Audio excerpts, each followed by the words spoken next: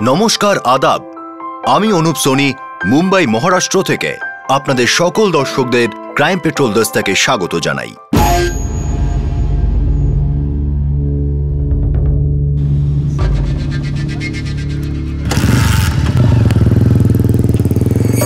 আমাদের নম্বর কবে আসবে রে ভাই? দেখ, আমাদের নম্বর এসে গেছে। ওয়াও, কি সেক্সি বাইকটা রে ভাই। আরে যখন আমাদের কাছে থাকবে না, তখন আরো বেশি সেক্সি হয়ে যাবে। প্রথম কথা, আমি তোকে এত দামি বাইক জীবনেও কিনে দেব না। আর দ্বিতীয় কথা, তোর বয়সই বা কত? শুধুমাত্র 16 বছরের। তোকে লাইসেন্স কে দেবে? আরে বাবা, যখন মহাত্মা গান্ধীর লাইসেন্স পকেটে থাকে, মানে সবুজ সবুজ নোট, তখন সব রকম লাইসেন্স নিজে থেকেই পকেটে চলে আসে। বাজে কথা বলিস না।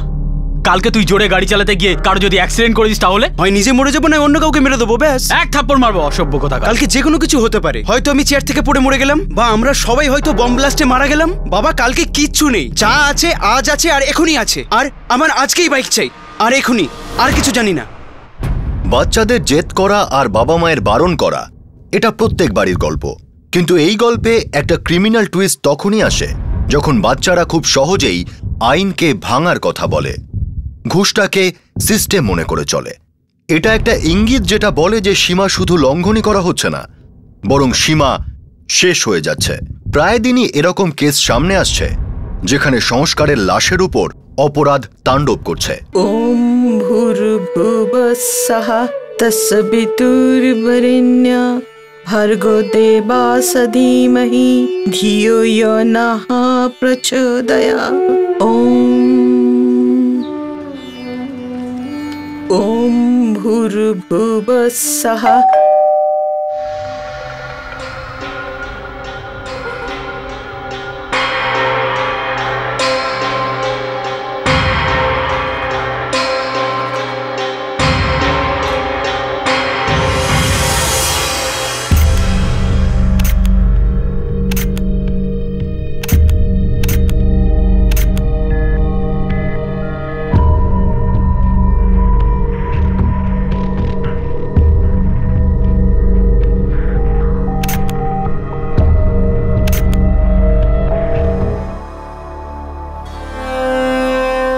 আমার মা এই পেনটা দিয়ে গায়ত্রী মন্ত্র লিখত নিজের ডায়েরিতে।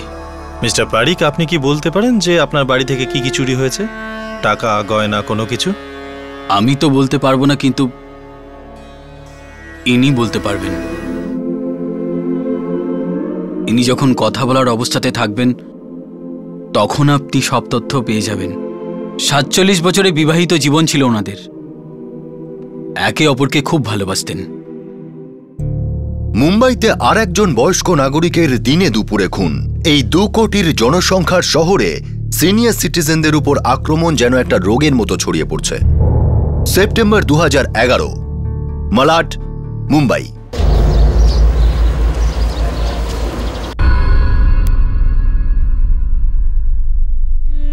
ওম ভূর্ভুবঃস্বঃ তস্বিতুর্বরেণ্যঃ ভর্গো দেবাস্য ধীমহি ধিয়ো यो নঃ প্রচোদয়াৎ। ওম ভূর্ভুবঃস্বঃ। মা, জলখাবার দিয়ে দিয়েছি। তোমার বাবু বসে পড়েছেন? কখন? হ্যাঁ, আসছে।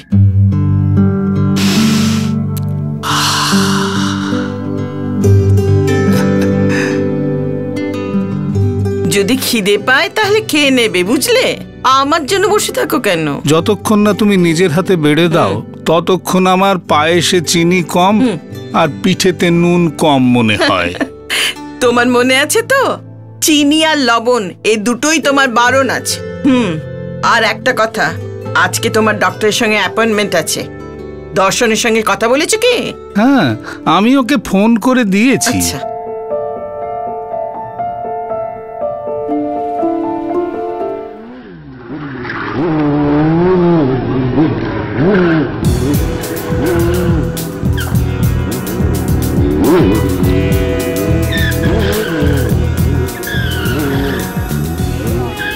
বাবা রাজি, শোন, তো দাদুর একজন ডক্টরের সাথে অ্যাপয়েন্টমেন্ট আছে।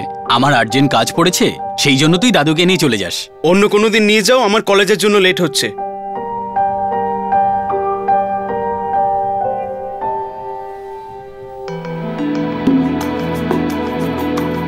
চল বাবা, জল খাবার ঠান্ডা হয়ে যাওয়ার আগে খেয়ে নে। আমার বন্ধু আমার জন্য ওয়েট করছে, আমার চাই না। আরে আমি বেড়ে দিয়েছি বাবা। তো রেখে দাও না, কোনো পাপ হবে না। রাজু বাবু টিফিন। আরে আমার টিফিন চাই না। মা কতবার বুঝিয়েছি আমি একে এসব যেন না দেয়। তাহলে কি বাবা সারাদিন না খেয়ে থাকবি নাকি? না খেয়ে থাকুক আমার শত্রু, আমি বার্গার টার্গার কিছু খেয়ে নেবো। কিন্তু বাবা, এই বার্গার, পিৎজা, কোলাতে কত টাকা নষ্ট হয়ে যায়। তুমি কি টাকা দাও নাকি? দাও না তো, তাহলে জাস্ট চিল, ওকে?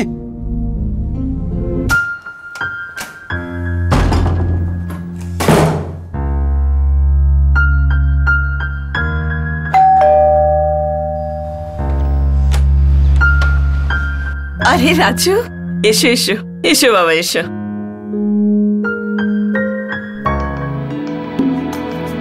এটা কি 200 টাকাতে তো আমার দুপুরটাও কাটবে না ঠাকুমা।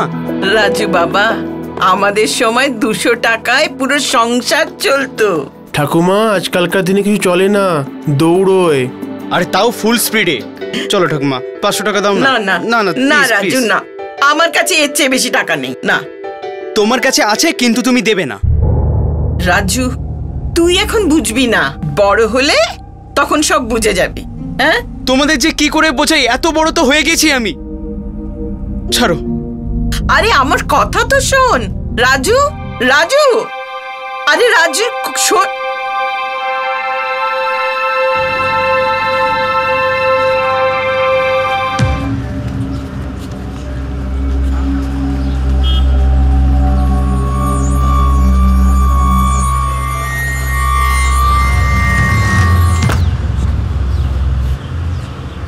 আরে পুরো 2 বছর হয়ে গেছে।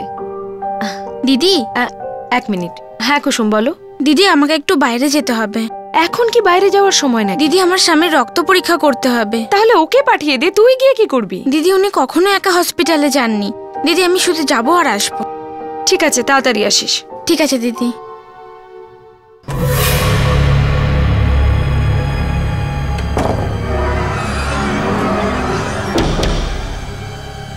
আরে ওনাকে কি বললি? ওই যে তোমার রক্ত পরীক্ষা করানোর আছে, হসপিটালে যেতে হবে, কারণ তোমার একা যেতে ভয় লাগে। চলো না, চলো চলো। कितने बैलेंसेस बाकी हैं? पूरी खाता वही भरी है ऐसे बैलेंसेस से। মিনা, বাবাকে চেকআপের জন্য নিয়ে যেতে হবে। 3:30তে অ্যাপয়েন্টমেন্ট। আসার সময় একটু ট্রাফিকে দেরি হবে, খুব বেশি হলে 5:30টার মধ্যে চলে আসবো। ঠিক আছে। কিছু আনবো আসার সময়? পেঁয়াজের পকোড়া টাটকা আর গরম ফেলে না, তবেই নিয়ে আসবে। আর তার সাথে হ্যাঁ, চানাচুর, জিলিপি, ধোকলা, নিমকিও তো? না না, আমি জানি তুমি এই সব জিনিস আমার নাম করে খাবে, তাই না? তোমায় জিলিপি খেতে দেখে আমার মন ভরে যাবে। এবার তো তোমার হার্টের চেকআপ করার সময় হয়ে গিয়েছে, মনে আছে তোমার? যাও, দর্শন তোমার জন্য অপেক্ষা করছে।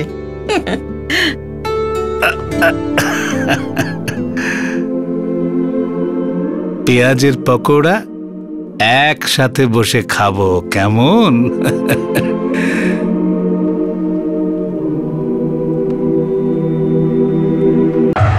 এই হলো আপনার সার্জিক্যাল গ্লাভস, আর কিছু চাই? এই হলো আপনার লাইলন দড়ি, আর কিছু চাই? ওম ভূর্ভুবস্সঃ তস্বিতুর্বরেণ্যঃ।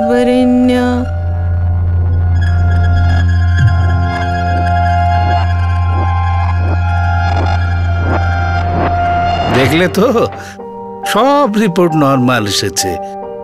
তোমার মা শুধুই টেনশন করে। ও বাবা, মনে আছে ডক্টর কি বলেছিল? তোমার আসল ডাক্তার হলো মা। ওনার কারণেই তো সব রিপোর্ট নরমাল এসেছে। সেটা তো আছেই, উনিই তো আমাদের সবাইকে সামলে রেখেছেন। আমরা সত্যিই ভাগ্যবান।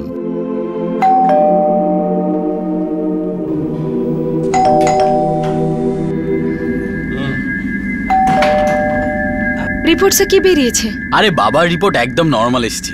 আজকে মা আর বাবা পার্টি করবে। সব মা অম্বার দয়া। দরজা কেন খুলছে না? শুয়ে পড়েছে নাকি? বাবা, মা মনে হয় বাইরে গিয়েছে। তোমায় কিছু বলেছে? না, আমি তো নিজেই এইমাত্র মলাট মার্কেট থেকে আসছি। নবরাত্রির জন্য জামা কাপড় কেনার ছিল না? হ্যাঁ হ্যাঁ। এমনিতে এই সময় তো কোনোদিন শোয় না, বাইরে গিয়েছে হয়তো। বাবা, তোমার কাছে চাবি তো আছে। না, আজকে নিয়ে যাইনি।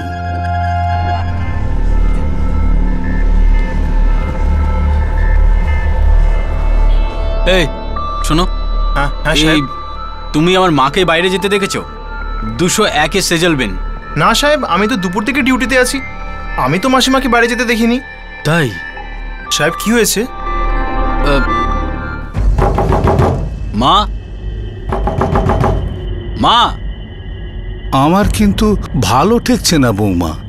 বাবা, আপনি চিন্তা করবেন না, আমরা দেখছি কিছু। মা, ভেঙে ফেলো না দরজাটা।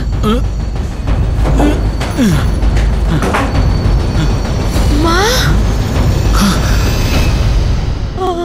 বাবা, বাবা নিজেকে সামলান।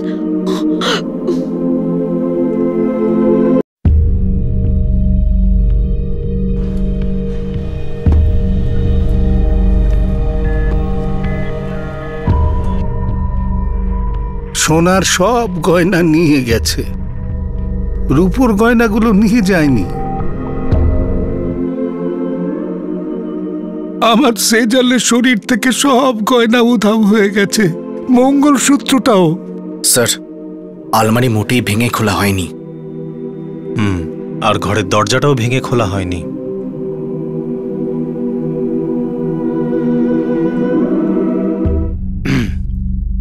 তাহলে আপনি ওনার একমাত্র ছেলে আর পাশের ফ্ল্যাটে থাকেন। একটাই ফ্যামিলি, শুধু ফ্ল্যাটটা আলাদা। আর আপনি ম্যাডাম বীণা দেবী, আপনি বাড়িতে ছিলেন না? আমি মলাট মার্কেটে গিয়েছিলাম, নবরাত্রির জন্য কিছু শপিং করার ছিল তাই।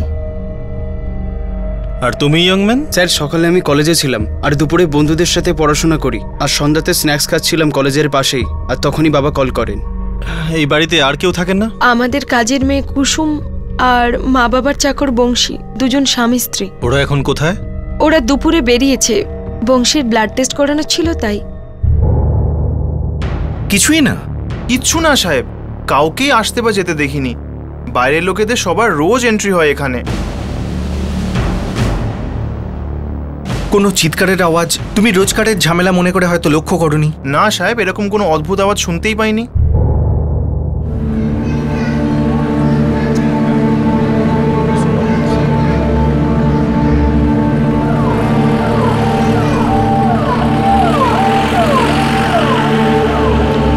কাউকেই আসতে বা যেতে দেখিনি। বাইরের লোকেদের সবার রোজ এন্ট্রি হয় এখানে। কোনো চিৎকারের আওয়াজ তুমি রোজকারের ঝামেলা মনে করে হয়তো লক্ষ্য করনি? না সাহেব, এরকম কোনো অদ্ভুত আওয়াজ শুনতেই পাইনি।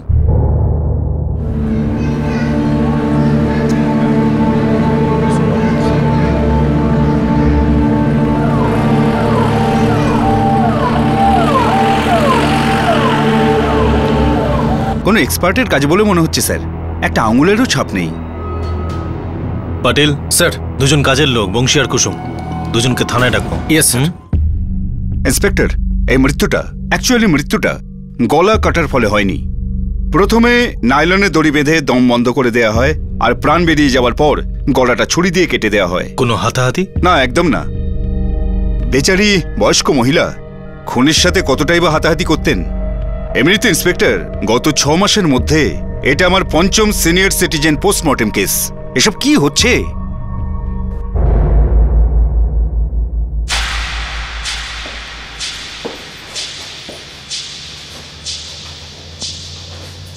ব্লাড টেস্ট করাতে গিয়েছিলে তাই না? হ্যাঁ সাহেব। রিপোর্ট কোথায়? আগে সেটা এখনো পাইনি। প্রেসক্রিপশন? সেটা তো হারিয়ে গেছে।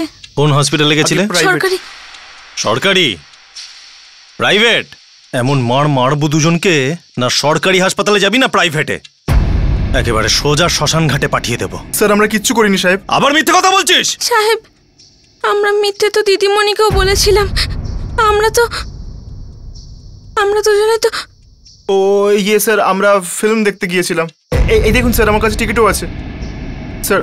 তারপর আমরা বেড়াতে চলে যাই, কিন্তু আমরা অন্যায় কিচ্ছু করিনি সাহেব। আমরা স্বামী স্ত্রী। আসলে কি সাহেব, ওই মানে আমরা দুজন সুযোগই পাই না, তাই। সুযোগ পাস না? না, লকআপে অনেক সুযোগ পাবি।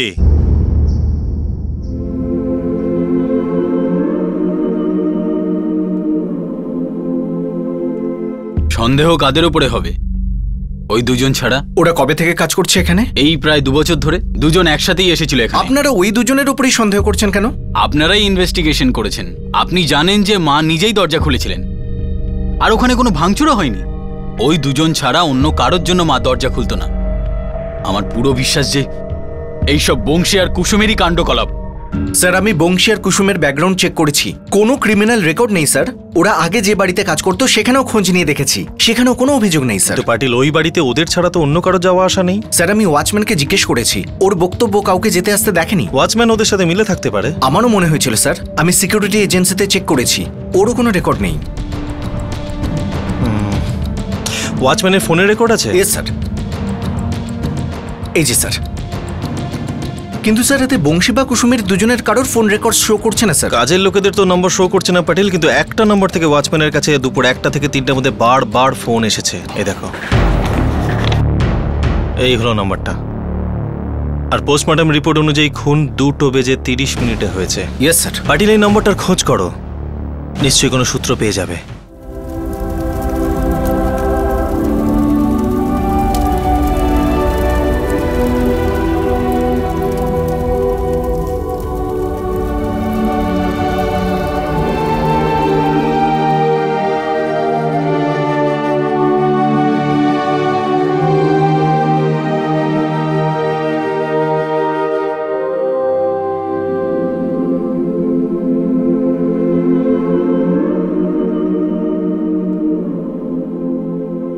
জীবনের সায়ান্নে এসে নিজের জীবন সাথীর সঙ্গ হারিয়ে যাওয়া খুবই যন্ত্রণা দেয়, আর বাকি দিনগুলো ভারী হয়ে ওঠে।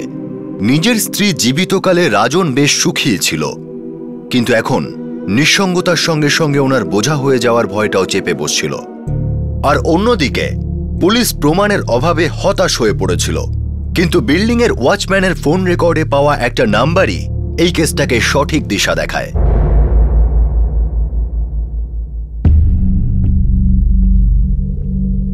হ্যাঁ, আমি ওয়াচম্যানকে ফোন করেছিলাম শুধুমাত্র এটা জানবার জন্য যে বাবা দাদুকে নিয়ে ডাক্তারের কাছে গেছে কিনা। হ্যাঁ সাহেব, এই কথাটাই জিজ্ঞেস করেছিল 3-3 বার। এটা তো আপনাকে রাজু বাবাই বলতে পারবে সাহেব। আরে, আমার চিন্তা হচ্ছিল, শুধু স্যাটিসফ্যাকশনের জন্য 3-4 বার কল করেছি। 4 বার না, 3 বার। চতুর্থবার তোমার মাকে ফোন করেছিলে, সময়টা ছিল 2:03। মায়ের মালাটের মার্কেটে যাওয়ার ছিল, মনে হলো আমায় দরকার হতে পারে। সেটা তো তোমার মাকে ফোন করেও জিজ্ঞেস করতে পারতে যে বাবা ঠাকুরদাকে নিয়ে গেছেন কিনা। হ্যাঁ, জিজ্ঞেস করতে পারতাম, কিন্তু করিনি। তাতে কি মহাপাপ করে ফেলেছি আমি?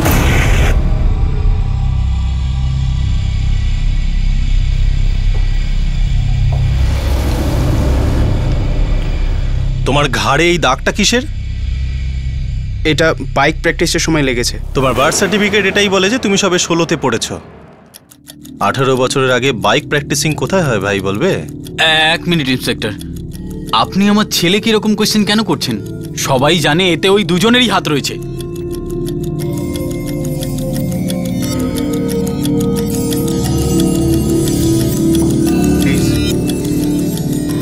আমার বাবাকে তো রেহাই দিন।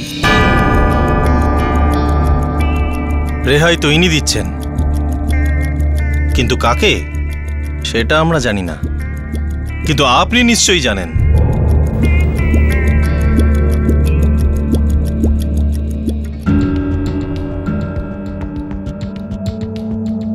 স্যার, রাজুর বেস্ট ফ্রেন্ড সুরেশ। তা মিস্টার বেস্ট ফ্রেন্ড, আপনি এখন হট সিটে বসে আছেন। আপনাকে 3টে সহজ প্রশ্ন করা হবে, মিথ্যে কথা বলা একদম চলবে না, আর এটা পুলিশ স্টেশন বলে তাই কোনো লাইফ লাইন নেই। শুরু করি। স্যার, প্রথম প্রশ্ন, খুনের দিন রাজু আপনার সাথে কতক্ষণ ছিল? সকাল 9টা থেকে শুরু করে সন্ধে 5:45 অবধি একসাথে ছিলাম। সকাল 9টা থেকে শুরু করে সন্ধে 5:45 পর্যন্ত আপনারা কোথায় ছিলেন? কলেজে স্যার। প্রথমে লেকচারে দেখা হয়, আর লাঞ্চের পর লাইব্রেরিতে। তৃতীয় এবং শেষ প্রশ্ন, রাজুর কাছে যখন ওর বাবার ফোন আসে যে ওর ঠাকুমা খুন হয়ে গিয়েছে, তখন আপনারা কোথায় ছিলেন? স্যার, লাইব্রেরিতে। দারুণ ব্যাপার, আপনি 3টে প্রশ্নেরই ভুল আর মিথ্যে উত্তর দিয়েছেন। রাজুর বয়ান অনুযায়ী যখন ওর বাবার ফোন আসে তখন ও কলেজের বাইরে দাঁড়িয়ে স্ন্যাক্স খাচ্ছিল। ও হ্যাঁ, আমি ভুলে গেছিলাম। আর মোবাইল কোম্পানির রেকর্ড অনুযায়ী 2 থেকে 3টের মধ্যে রাজুর সেলফোনের লোকেশন ওর বাড়ির আশেপাশে কোথাও ছিল। 7 কিলোমিটার দূরে তোমাদের কলেজের লাইব্রেরিতে নয়। পাটিল স্যার, একে ওয়েটিং রুমে নিয়ে যাও আর রাজুকে নিয়ে এসো। ওর ঘাড় ধরে এখানে নিয়ে এসো। কি? ও নো, না না, আমি এক্ষুনি ওখানে চলে যাচ্ছি। থ্যাংক ইউ প্রিন্সিপাল সাহেব, থ্যাংক ইউ। কি ব্যাপার, কি হয়েছে? পুলিশ আমাদের ছেলেকে কলেজ থেকে তুলে নিয়ে চলে গেছে। এই পুলিশওয়ালাদের হয়েছেটা কি? আমাদের রাজুর পিছনে পড়ে আছে কেন? বিনা, সেই দিন যদি তোমরা সেজলের কথা শুনতে, তাহলে আজকে এই অবস্থা হতো না। কি বলতে চাইছেন আপনি? 15,000? 15,000 টাকা কিসের জন্য? ঠাকুমা, আমি ট্যাবলেট কিনবো। হ্যাঁ, ট্যাবলেট? তার মানে তুই অসুস্থ রাজু, আর 15,000 টাকার ট্যাবলেট? ঠাকুমা, বোর করো না। ট্যাবলেট মানে হলো একটা ফোন। ফোন? তুই পাগল হয়ে গেছিস? আর 15,000 টাকার ফোন নিবি? না ভাই না, আমি এত টাকা দিতে পারবো না। না, প্রত্যেকবারই না, তুমি কখনোই আমার কথা শোনো না। রাজু, চিৎকার করছিস কেন বাবা? কি হয়েছে? বিনা, দেখ না, ফোন চাইছে, আর তাও 15,000 টাকার। মা, তাহলে কিনে দিলেই তো হয়। এটা তুই কি বলছিস বিনা? মা, আজকালকার 15,000 টাকা আপনার যুগের 1500 সমান। শোনো না, ছেলে যে ফোনটা চাইছে সেটাই ওকে কিনে দাও না। থ্যাংক ইউ মা। দর্শন, তোর মনে হয় এই ব্যাপারটা ঠিক?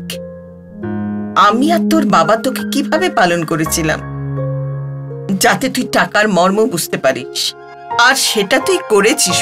তুই তোর বাবার ব্যবসা কোথা থেকে কোথায় পৌঁছে দিয়েছিস, কিন্তু তুই নিজের বুকে হাত রেখে বল যে তুইও রাজুর কাছ থেকে এইসব আশা করিস?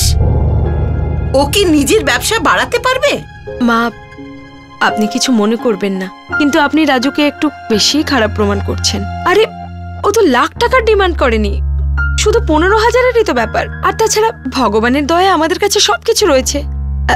এখন সব থাকা সত্ত্বেও বাচ্চাদের ছোট ছোট খুশি যদি পূরণ না করি, সেটাও তো ভুল কথা না মা? তুই তোর বাবার ব্যবসা কোথা থেকে কোথায় পৌঁছে দিয়েছিস, কিন্তু তুই নিজের বুকে হাত রেখে বল যে তুইও রাজুর কাছ থেকে এইসব আশা করিস? ও কি নিজের ব্যবসা বাড়াতে পারবে? মা, আপনি কিছু মনে করবেন না, কিন্তু আপনি রাজুকে একটু বেশি খারাপ প্রমাণ করছেন। আরে, ও তো লাখ টাকার ডিমান্ড করেনি, শুধু 15,000-এরই তো ব্যাপার। আর তাছাড়া ভগবানের দয়া আমাদের কাছে সবকিছু রয়েছে। এখন সব থাকা সত্ত্বেও বাচ্চাদের ছোট ছোট খুশি যদি পূরণ না করি, সেটাও তো ভুল কথা না মা? সব জিনিসকে, সব সম্পর্ককে রাজু টাকার দরে হিসেব করত।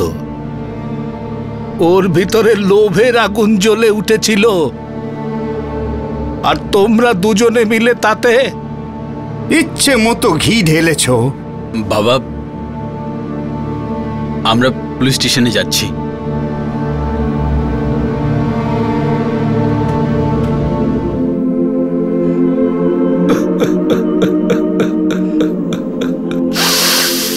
এই কেসে অনেকগুলো মিথ্যে কথা বলা হয়েছে মিস্টার অ্যান্ড মিসেস পারিক, আর সেই মিথ্যের জন্যই সত্যিটা সামনে এসেছে। মানে আপনি কি বলতে চাইছেন? আমি বলতে চাইছি সবচেয়ে বড় মিথ্যে আপনার ছেলে বলেছে।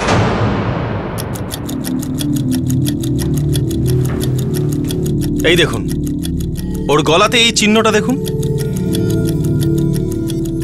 এই দাগটা কোনো বাইক থেকে পড়ে যাওয়ার চিহ্ন না, ইঙ্ক, লাল ইঙ্ক, সেই কলমের ইঙ্ক যা দিয়ে ওর ধার্মিক আর সংস্কারী ঠাকুমা গায়ত্রী মন্ত্র লিখতেন।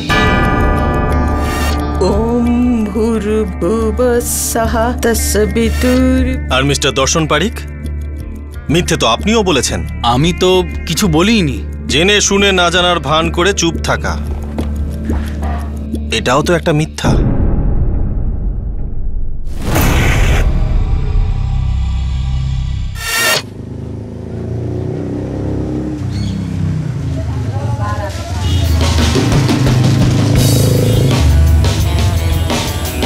ওয়াও, কি সেক্সি বাইক রে ভাই।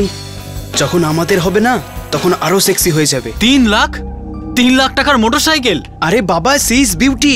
সেকেন্ড গিয়ারে তো রকেটের মতো ওড়ে, রকেটের মতো। রকেট চালানো খুব শখ তোর? তাহলে একটা কাজ কর বাবা, খুব পড়াশোনা কর, সায়েন্টিস্ট হয়ে যা। আর সরকারি খরচায় তোকে রকেটে বসিয়ে মহাকাশে পাঠাবে। আর হ্যাঁ, আমরা নিচে বসে হাততালি দেব। 3 লাখ টাকার মোটরসাইকেল 16 বছর বয়সে। ছাড় ভাই, এরকম করলে তো আর তোর বাবা তোকে টাকা দিয়ে দেবে না। দেবে না তো কেড়ে নেব। মানে? ঠাকুমার থেকে। পাগল হয়ে গেছিস নাকি? তোর ঠাকুমা একটা লজেন্সের টাকাও তোকে দেবে না। চাই থেকে যাচ্ছে। প্ল্যানটা কি ডুড? টিভি দেখিস না, কাগজ পড়িস না, ডাফার সালা।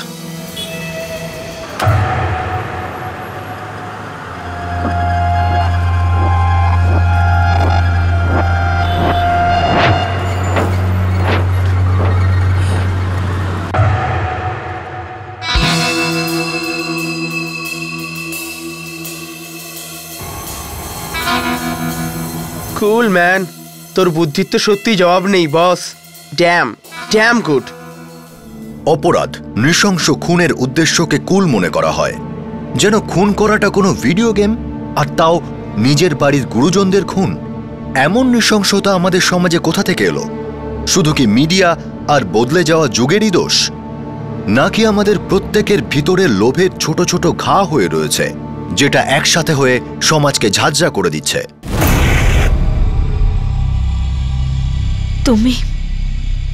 তুমি জানতে?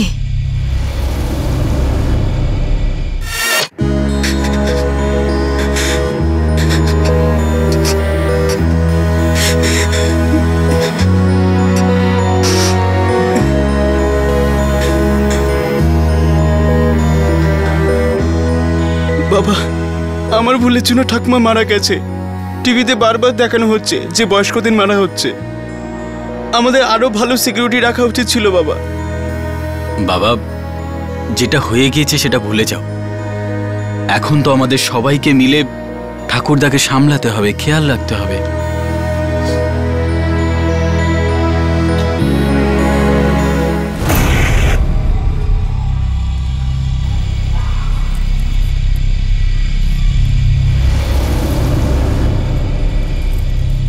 বাবা, ঠাকুমার কথা খুব মনে পড়ছে। আই মিস ইউ ঠাকুমা।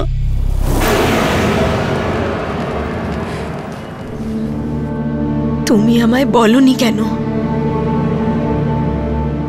অনেক দেরি হয়ে গেছিল মিনা। আমি শুধু বাবাকে বলেছিলাম, কেননা উনিও সব জেনে গিয়েছিলেন। আমি তোমার সামনে হাত জোড় করছি বাবা, পুলিশকে কিছু বলো না, পুরো সংসারটা নষ্ট হয়ে যাবে বাবা। মাকে হারিয়ে ফেলেছি, সন্তানকেও হারিয়ে ফেলতে হবে। বাবা, আমি তোমার পায়ে পড়ছি বাবা। বাবা,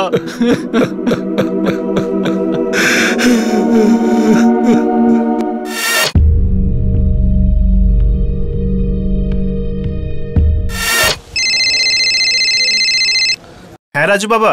বাহাদুর, বাবার ঠাকুরদাদা কি বেরিয়ে গেছে? হ্যাঁ, এই তো 10 মিনিট আগেই বেরোলেন। আরে তুই ওয়াচম্যানকে এতবার ফোন করছিস কেন? শুধু শুধু ডাউট হবে তো। গত 3 মাসে এরকম 4টে কেস হয়েছে, আর প্রত্যেকবার সন্দেহটা চাকর আর ড্রাইভারদের উপর। আমাদের উপরে কি সন্দেহ করবে? No chance at all.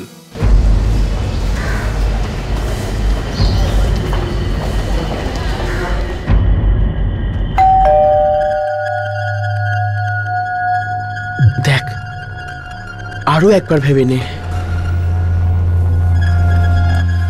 ঠিক আছে, প্রথমে ভালোভাবে চেয়ে দেখব। যদি 3 লাখ না দেয় তাহলে প্ল্যান অনুযায়ী যাব। ডান? ডান। আরে রাজু বাবা, আজকে তাড়াতাড়ি চলে এসেছিস। বাহ, বন্ধুকেও সঙ্গে নিয়ে এসেছিস। আয়, দুজনেই আয়। আয় আয়।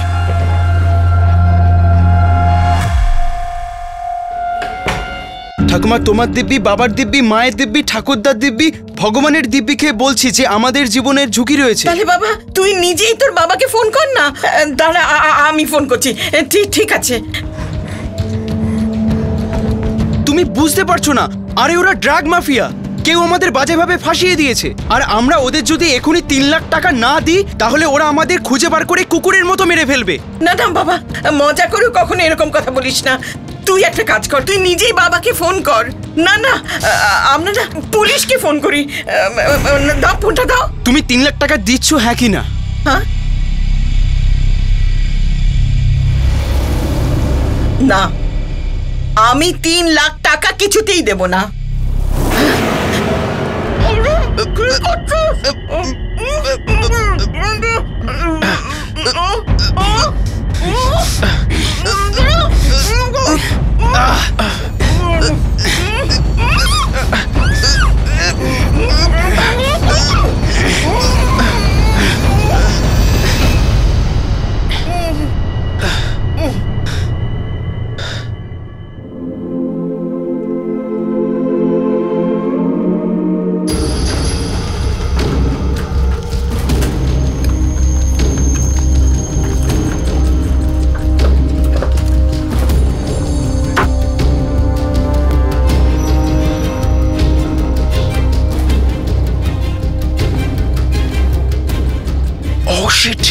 রাজু তো ঠাকুমা বেঁচে আছে।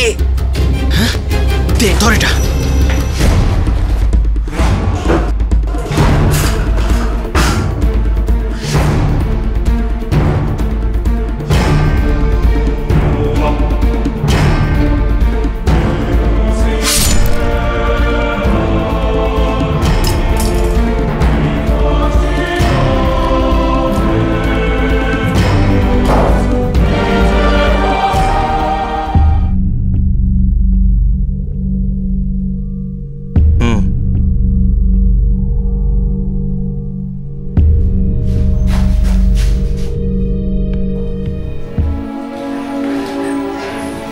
শাস্তি তো আমাদের পাওয়া উচিত, অপরাধ আমরা করেছি। শাস্তি তো আমরা সবাই ভোগ করছি মিসেস পারিক। আসলে যৌবনের উদ্যম আর দ্রুত গতির মোটর বাইক দুটো একসাথে হলে অনেক জীবন হারিয়ে যায়, অনেকে আবার বেঁচেও মরে থাকে। আমরা এদের থামাবার অনেক চেষ্টা করি, কিন্তু আজকের যুগের গতিটা খুব দ্রুত, খুবই দ্রুত।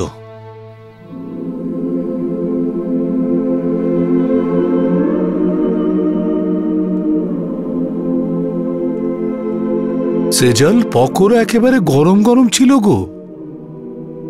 আমি দর্শনকে বললাম যে বাবা এসি বন্ধ করে গাড়ি তাড়াতাড়ি চালা, না হলে এই পকোড়া ঠান্ডা হয়ে যাবে। আর ঠান্ডা পকোড়া তুমি ভালোবাসো না, তাই না? ভালোই হয়েছে যে তুমি আমার আগেই চলে গেছো। আমার পরে যদি যেতে না,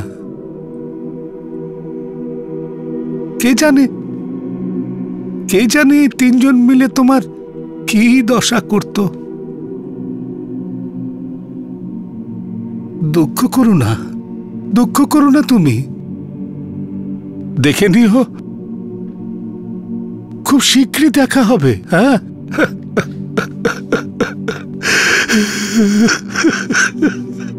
আমরা আমাদের বাচ্চাদের টিভি আর ইন্টারনেট থেকে একটা সীমা পর্যন্তই দূরে রাখতে পারি, কিন্তু তারপর না। কিন্তু আমরা আমাদের বাচ্চাদের সীমার গুরুত্ব নিশ্চয়ই শেখাতে পারি, নিজে একটা উদাহরণ হয়ে। ভদ্রতা আর সংস্কার এগুলো শুধু শব্দ নয়, বরং ঠিক জীবন কাটানোর একটা পদ্ধতি, ভালো আর খারাপের মধ্যবর্তী পার্থক্য জানার একটা ট্রেনিং। এই ট্রেনিং যদি আমরা আমাদের বাচ্চাদের ছোটবেলা থেকে দিই, তাহলে তাদের উপর গোয়েন্দাগিরি করার দরকার পড়বে না। আমাদের সন্তানরা লোভের বশবর্তী হয়ে অপরাধের শিকার হবে না। শুধু আমাদের শুনতে হবে ওদের আর আমাদের উভয়েরই বিবেকের আওয়াজ। তারপর পৃথিবীকে কিসের ভয়? আমরাই তো পৃথিবী। আবার দেখা হবে ক্রাইম পেট্রোল দস্তকের আর একটা নতুন এপিসোডের সঙ্গে, যার থেকে আমরা কিছু না কিছু ঠিক শিখতে পারবো। ততক্ষণ নিজের খেয়াল রাখবেন, সুরক্ষিত থাকবেন। জয় হিন্দ।